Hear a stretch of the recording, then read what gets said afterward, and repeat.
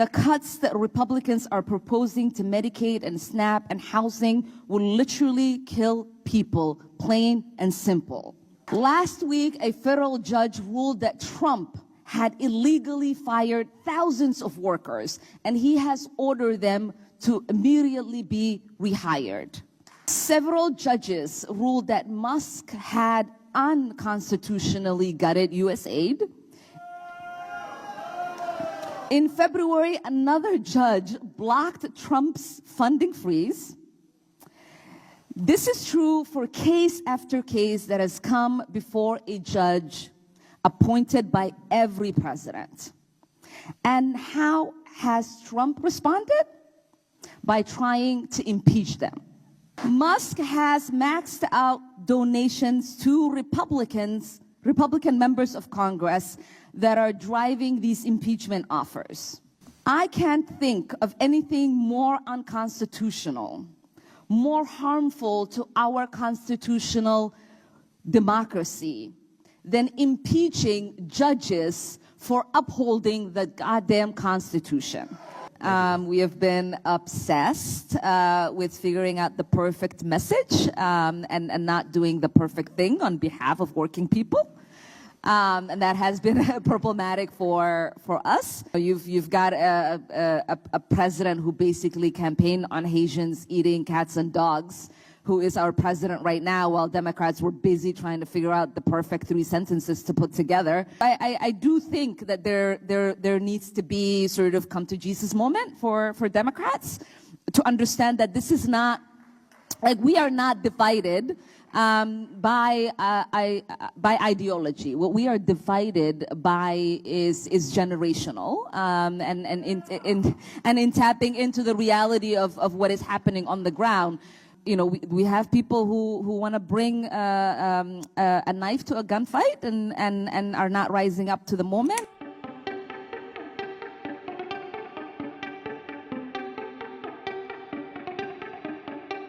Thank you, City Councilwoman Emily Koski, and Koski is serious when she talks about that partnership. She was one of the first members of the City Council to invite me to one of her own town halls to present about the work that we are doing. She's been in my office, in my couch in D.C. So many times advocating for the needs of Minneapolis, and I've always really appreciated the fact that she was not willing to only engage me when I am at home, but has always made the trip out to come see me in D.C. and make sure that we knew what was happening in Minneapolis and that we were able to fight for the resources. So, yeah, you can clap for that. So I want to give you all some updates on what's happening in Washington, D.C. Over the past several weeks, Trump has stopped at nothing to dismantle our government. We as Americans are seeing an unprecedented and terrifying. Trump is expanding his authority through executive orders in ways that should shock and concern every American in this country. These actions have spurred 129 different lawsuits, most of which have resulted orders against Trump, and that is because they've been illegal executive orders. And Trump is showing a breathtaking willingness to defy judges' orders. His latest agenda has targeted more government agencies. He started trade wars with Mexico, the European Union, with Canada, with China. He's gutted tens of thousands of Americans from the federal workforce. He's emboldened Putin and Netanyahu and has ramped up his anti-immigration agenda. His actions to decimate the federal government have been severe. Today, Trump signed an executive order to dismantle the Department of Education. They have already gutted 50% of its staff. This will be catastrophic for kids all over this country, especially kids with disabilities and low-income kids.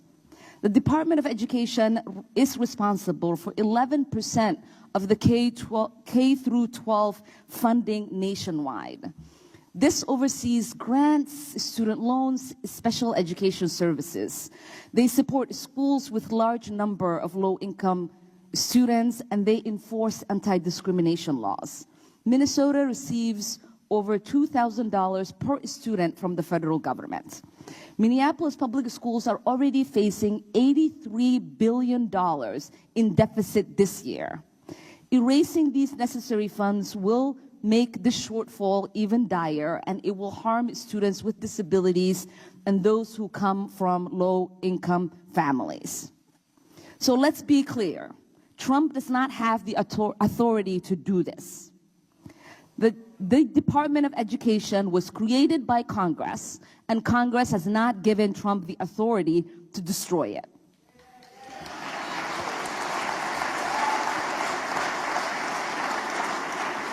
Similarly, he is going after the Department of Veteran Affairs by planning to cut 83,000 jobs. This will cause severe damage to VA healthcare infrastructure.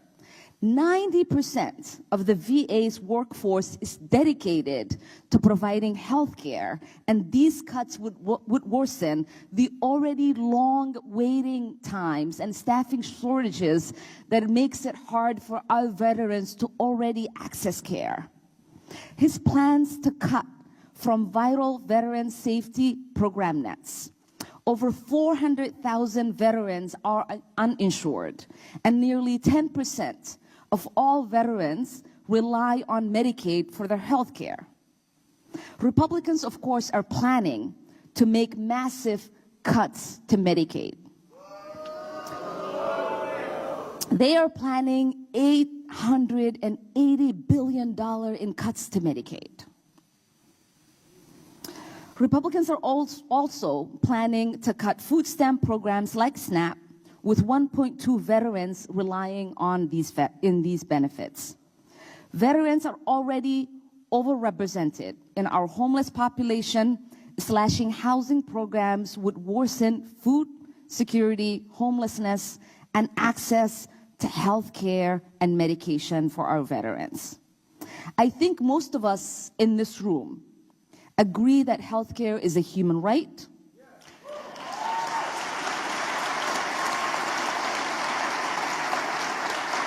That food and housing are a human right.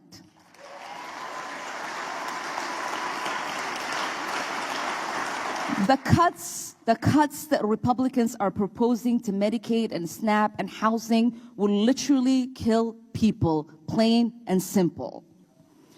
But when Republicans have abandoned veterans, it's hard to imagine who they will be willing to protect. All of this is happening for one simple reason: to take these resources away so that they can put money in the pockets of the billionaires, the corporations, and the foreign corporations who have put them in power and who have bought a seat at the table. Last week, a federal judge ruled that Trump had illegally fired thousands of workers, and he has ordered them to immediately be rehired. Several judges ruled that Musk had unconstitutionally gutted U.S. aid. In February, another judge blocked Trump's funding freeze.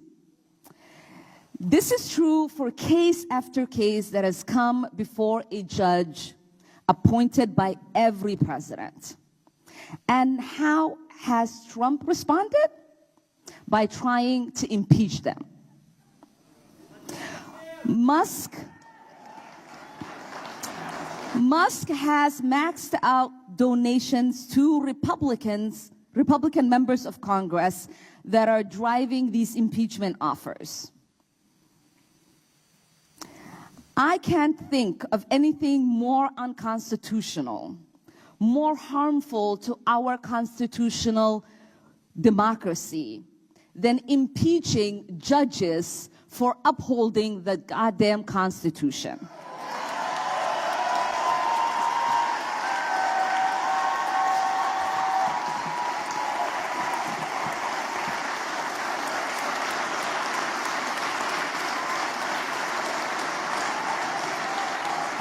This is a Republican Party that has refused to impeach judges that have violated ethics. These are the same Republicans who have refused to impeach judges who have had people who have business in front of them, pay for their children's school, pay their mortgage, but they want to impeach judges that are upholding the Constitution. And they are supposed to be constitutional conservatives. I think not.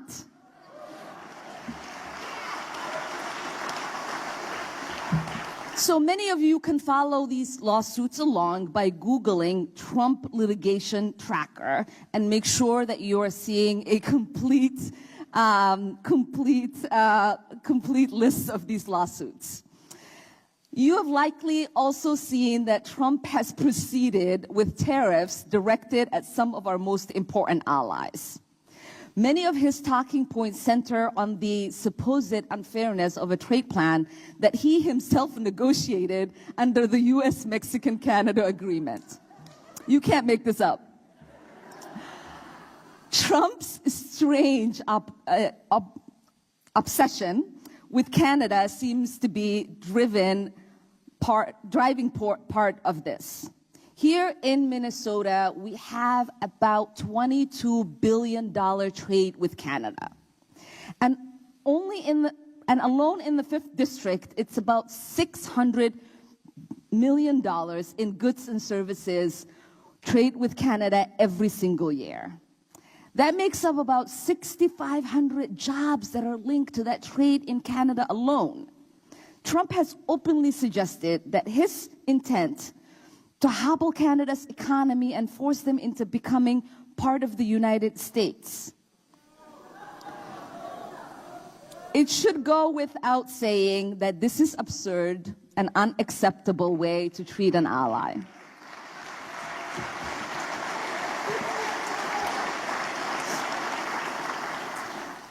But we also know in this room, we're very smart. We understand that tariffs are taxes.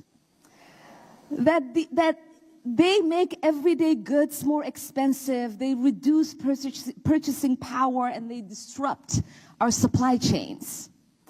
Trump's tariffs will make everything more expensive. It means that it would make cereal more expensive because wheat would go up that we import from Canada.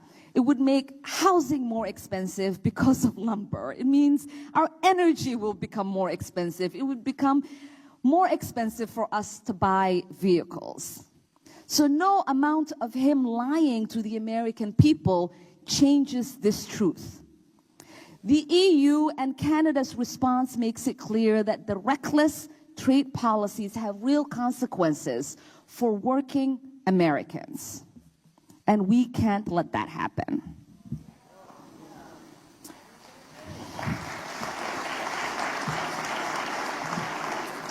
And just like last week, the EPA took extraordinary steps to roll back environmental protections and climate policies. We know that this will lead to more deaths from asthma, heart attacks, and toxic exposure. It would eliminate climate policies that helped ensure U.S.'s leadership in the transition to a green economy, and it will lead to more devastating storms across the country and the world. And it would only delay a transition to renewable energy that will happen with or without our leadership.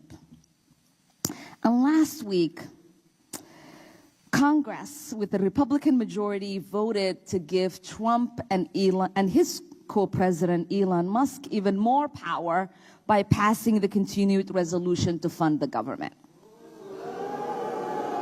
Now, let's be clear. A government shutdown would be horrible for the Americans. But I could not, in good conscience, support a bill that would reduce congressional oversight, send more money for deportations, cut staff at the Social Security Administration, and eliminate programs for veterans.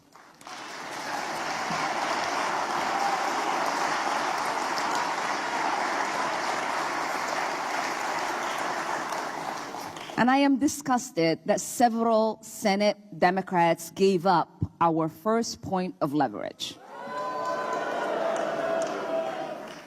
So join me in thanking our senators, Amy Klobuchar and Tina Smith,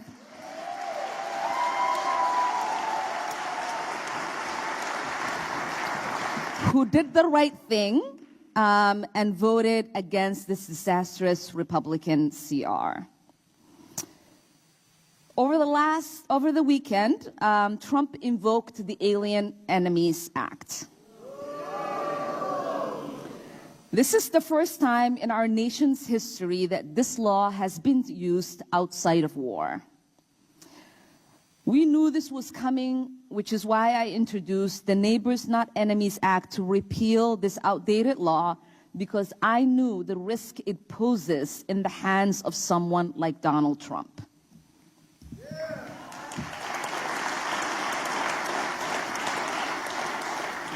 This old law allows Trump to expel people from our country based on their nationality alone, not a crime they have committed, just by claiming that they have invaded the United States.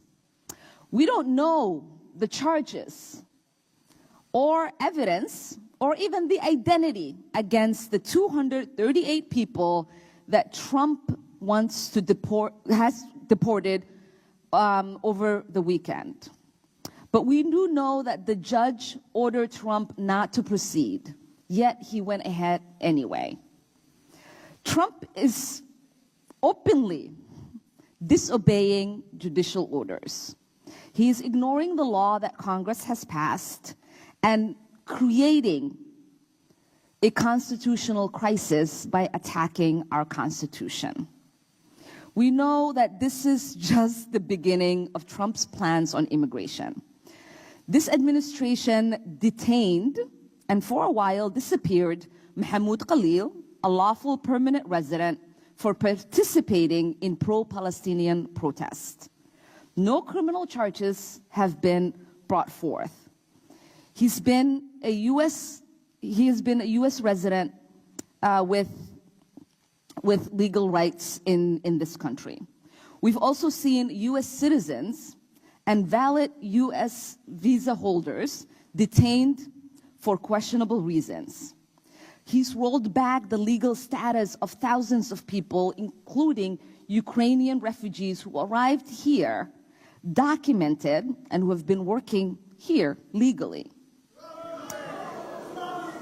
It has been clear to many of us that Trump was not going to focus only on those with criminal records. He's coming after any and every immigrant he can. And that's why it is so important that all of us know our legal rights. When you take stock of everything that Trump has done over the last 2 months, it is clear what's happening. Trump is a wannabe dictator. He will continue to ignore our Constitution, our laws, and the checks and balances that have been the bedrock of our country for 250 years. Republicans in Congress are unwilling to challenge Trump. They have abandoned their oaths to protect the Constitution, and our society will reckon with this chapter in our history for generations. Judges are constantly targeted by the mega universe, with some of my colleagues already trying to impeach judges for the rulings that they have made. It is only a matter of time before their verbal attacks result in physical violence against judges like we've seen before. Across the world, countries are seeing the United States fall. They are seeing Trump trying to annex our ally, Canada, berate Zelensky in the Oval Office while he cozies up to Putin. They are seeing us abandon foreign aid, which for a generation has widely been regarded as the most important diplomatic work the U.S. does. People are starving to death as we speak, while food rots in warehouses across this country for no reason other than Trump wants it.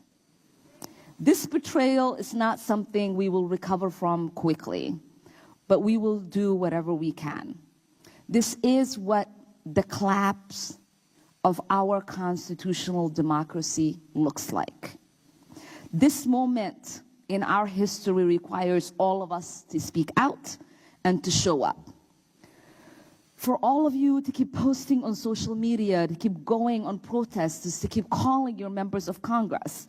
Make sure your family and friends who are represented by Republicans are calling their elected officials. Make sure they are registering to vote. Submit comments on the proposed rule changes. Find an organization that's doing work that you can work and volunteer with. Speak out in every way you can, especially if you or the organization you work for are personally impacted. We cannot normalize what is happening. And I repeat that. We cannot normalize what is happening.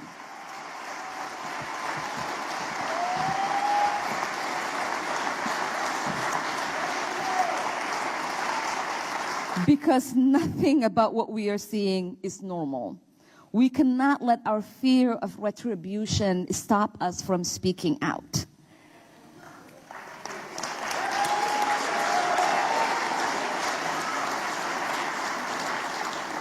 We cannot comply with Trump's efforts to roll us back to segregation, to discrimination, or even worse.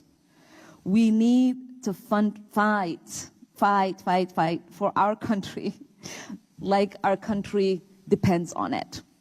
Because we deserve a democracy that works for us, run by people who respect their oath of office, respect our Constitution, and respect the institutions that give it its strength.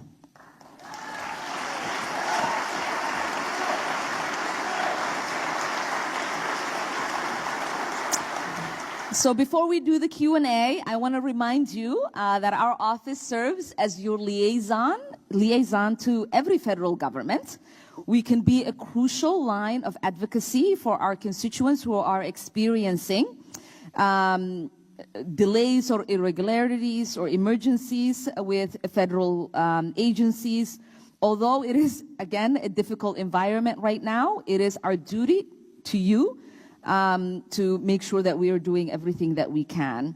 In the last few weeks, we have worked to restore Social Security benefits, figure out issues with tax returns, expedite work permits, and reunite families.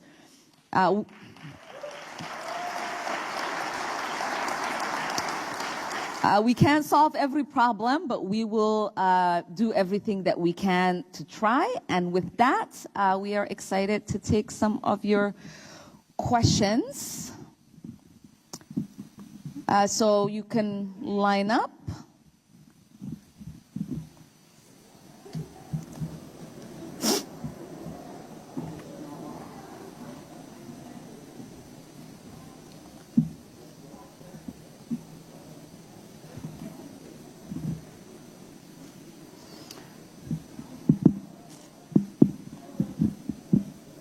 I know we have about 30 minutes, so I will try to take as many questions.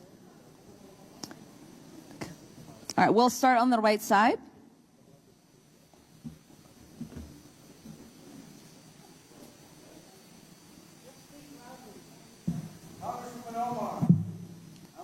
Wait for the, it will turn on. Hold on, give it a sec. Test? Okay. Yeah, there you go. Thank you for representing me in D.C. For standing. Thank you, it is an honor. For standing at the USAID building, for your editorial about Medicaid. Millions of lives hang in the balance. I was in Nairobi 2004 when the PEPFAR program started at Nairobi Hospital. That program saved 25 million lives in 20 years. The AIDS pandemic is going to come back. We're going to have babies born HIV positive. There's going to be AIDS orphans all over Africa because of the USAID funding cut. The Medicaid cut. In Minnesota, we lost 11 mental health facilities in 1 year because of Medicaid being too low. Al Green is right. Al Green stood up. We need Jedis like you and Al Green in D.C.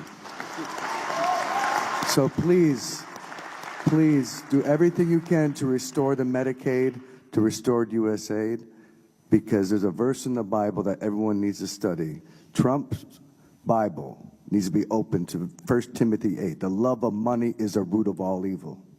Amen.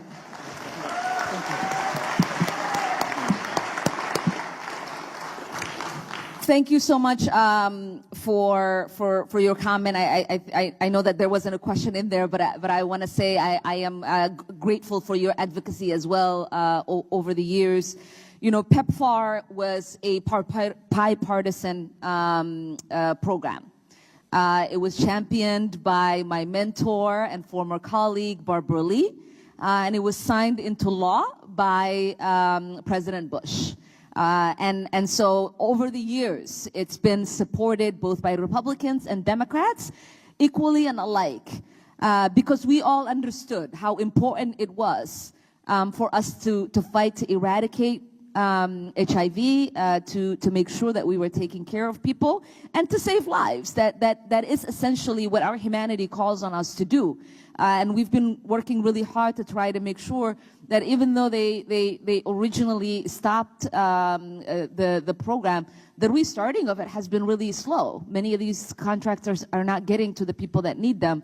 And this is the recklessness of the way in which they are governing, is that they look at government as if something that you can turn off and turn back on, right? They don't have the ability to lead with precision. They don't have the ability to lead with knowledge. They don't have the ability to lead with a steady hand. And that is what government requires. There are always opportunities for people to come together to say, you know, this program is not working in the way that it needs to. Right? We balanced the budget in the State House when I was there. Right? Our mayor knows he balances the budget. Everybody knows that there is a way to work to make sure the budget is working the way that it's supposed to and to find ways to make things more efficient. But coming in and turning things off because they sound funny to you, and then recognizing, no, this is a life-saving program, and being, oops, like that's not a way to run things. It might be a way that, you know, Elon Musk runs his businesses. It makes sense why they have the deficiencies that they have. But we cannot survive as people while our government is run that way. So thank you. Testing. Okay, good. Thank you, Congresswoman. So this is more of a message to National Democrats, maybe not to you specifically, but I have nowhere else to say it, so I'll say it here. That's why we have this town hall. So say what you want to say. Thank you. So the Democratic Party just seemed to not have a grasp on how they should counter Trump and President Elon Musk's actions and policies. Trump now has the highest approval ever, unfortunately. But the working people are suffering because of their devastating actions. We keep letting conservatives to control the narrative for many years on things like unions, social welfare, such as welfare queens, and even now the podcast community, such as Joe Rogan. Remember, once upon a time, Joe Rogan was supposed to be progressive. Now it's completely dominated by conservatives and anyway. So, yep, and full of misinformation. So, the best thing that the Democratic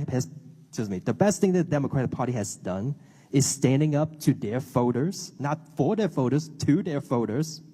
And heard Chuck Schumer gave a lecture on why we should keep the government open when the people want them to fight.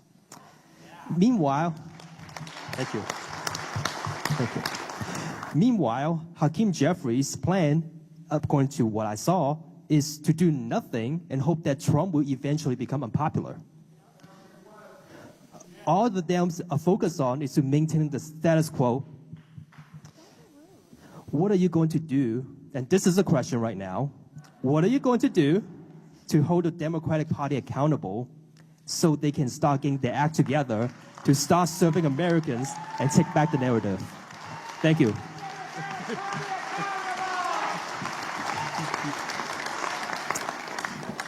I mean, I think everything you said is valid. We have been obsessed with figuring out the perfect message and not doing the perfect thing on behalf of working people. And that has been problematic for us. You know, you've got a president who basically campaigned on Haitians eating cats and dogs, who is our president right now, while Democrats were busy trying to figure out the perfect 3 sentences to put together to appeal to people. Clearly, that's not working. So I do think that there needs to be sort of come to Jesus moment for Democrats to understand that this is not, like, we are not divided by ideology. What we are divided by is generational, and in tapping into the reality of what is happening on the ground. You know, we have people who want to bring a knife to a gunfight and are not rising up to the moment. And I think the urgency of the moment that we are feeling is what the American people understand. I have not had a town hall with this many people since I've been elected.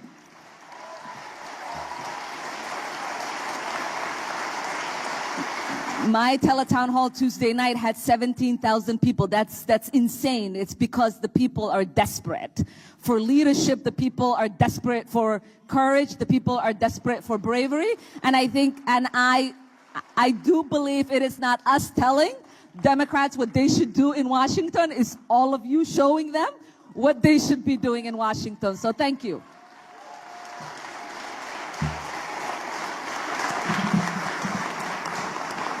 Thank you, Representative Omar, for everything you've said tonight. It's very inspiring, but it has raised a question for me that is deeply troubling. I want to preface it with a little quote. Trump was speaking to Turning Point Action in West Palm Beach, Florida, back in July of 2024. It's a conservative Christian group. And he said, "Christians, get out and vote. Just this time. You won't have to do it anymore. 4 more years. You know what? It will be fixed. It will be fine. You won't have to vote anymore, my beautiful Christians." He added, "I love you, Christians. I'm a Christian. I love you. Get out. You got to get out and vote. In 4 years, you don't have to vote again. We'll have it fixed so good, you're not going to have to vote." Well, you can see where I'm going with this. Given his disregard for the law and his contempt of court orders and all of the systems we live by, is there some action that you and we and everybody need to take to ensure that we will actually be able to vote in 26 and 28 and that our votes will be counted?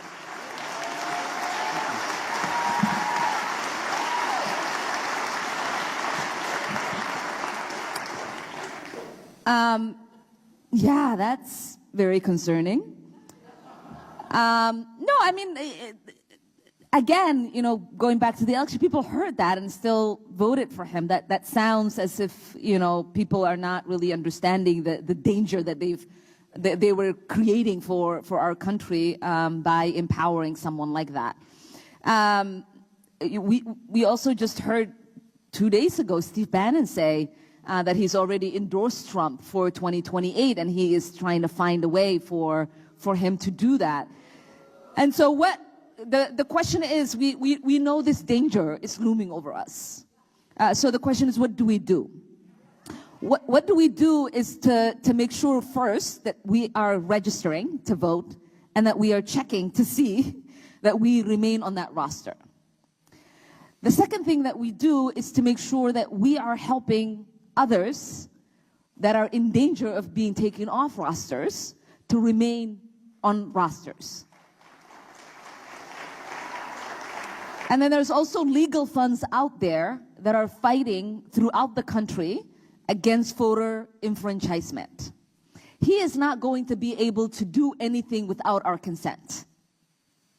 And our consent happens by us thinking that there isn't anything we can do. So every little action that is out there that is possible for us, we must do. Now, those of us in Congress are going to fight to make sure that we are shedding light on dangerous things. that we are taking the lessons that we've learned on those that have given up, our first point of leverage, and making sure that doesn't happen again.